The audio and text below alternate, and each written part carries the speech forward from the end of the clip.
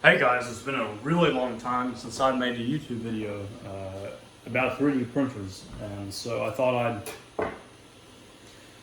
I'd make a video again. So basically, I have had this printer now for 3 years, and every year I've had it, I have made a video about how it's held up and how it's doing, and ways you can make it print better, and just everything overall about the printer. And so this is year 3 of the Tevo Tornado. Let's start telling you some stuff about it. So pretty much the printer, aside from the filament that I'm using, which is horrible, I hate it. It's PETG, and it's just like a one I got on clearance, so I got a lot of them, and it's just terrible quality. It just does not print very well at all. In fact, I'm about to start a print right now, and it just, no matter how hard I try it, the prints come out just like a mess. The only filament I've really liked a lot for this printer is the Matter Hackers MH build series, which is really good, and it looks good too, and it's like $15 a roll.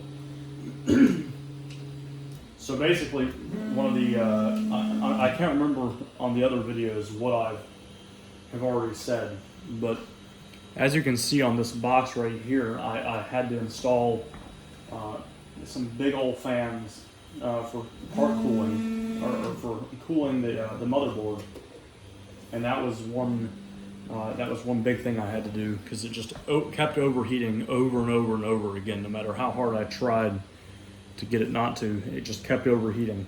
Another thing that I've done is added some of the little rubber bushings between the motors and the metal, which helps with sound quite a bit. And then another thing that I did, which I can't remember again if this was on another video or not, I added this piece back here so that the heated bed wouldn't get frayed for the cables on it. And so that was another one of the big things I did. On the last video I did it with the Tevo Tornado, I had an E3D Light 6. Since then, I've installed a V6 on it, which can handle way hotter conditions. I'm sure you probably know that, or heard about them. I've had to add a couple extra part cooling fans because they break all the time. I have my BL Touch on there, which I definitely had that last time also. I have smoothers on the inside of the box. I've had to redo the firmware quite a few times.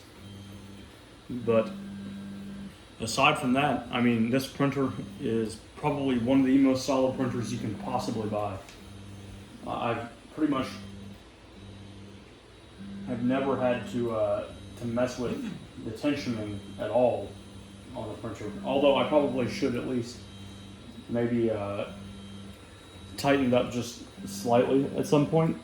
I really haven't needed to. So would I recommend this printer still in 2021? Yes, but I would do quite a bit of modifications to it, because it just makes your life a whole lot easier. And none of them are that tricky. I mean, in fact, I actually made a couple videos on how to install the V6 on it. Or not the V6, the Light 6, but they're exactly the same.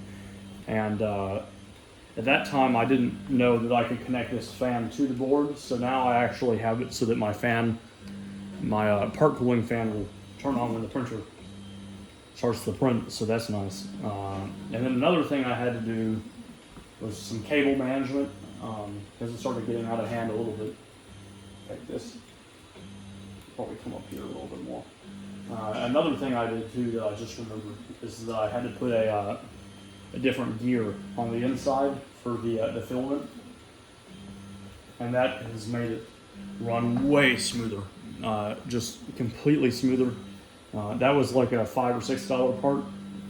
So overall, I don't know. So the BL Touch is like $80. The fans are like 20 or 30 each. I probably put a couple, like maybe about $300 more into the printer than it was originally worth. So, but because of that, it has lasted me way longer. I've also stopped using the stick sheets or the tacky sheets, because this just works fine with me, at least. It seems to do the job, and that's just the glass bed. So, and I use just some glue on there, which I don't know where it is right now, but I'm definitely going to need to find that, because I might have to use a little bit more, because this is pretty dry on there right now. But pretty much, I would say that this printer, I know that it's a newer model now than this one, but this printer is still worth it in 2021. If I'm sure you can find them on sale, or probably a better price than I paid, which was right around $400 or $450 at the time when I bought it.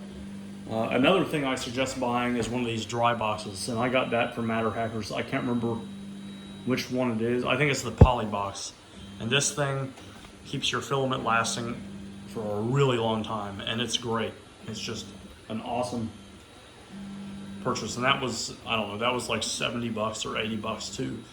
So overall, this printer, I would have to say that you should still buy it, and that it's totally worth investing in, because this thing, as of right now, and it's just because the build quality will probably last another 5-6 years, if not more.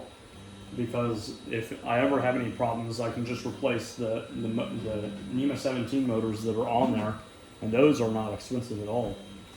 And if I have to, I can replace the motherboard. So this printer could technically just keep on going. I could just keep on replacing parts and retrofitting it with new stuff. So yeah, thanks so much for watching this video. I hope you enjoyed it. I hope you learned something from it. And please like, comment, and subscribe for more content, which hopefully I'll post maybe a little bit more about this stuff. Thanks so much for watching, and I hope you have a good rest of your day. Peace.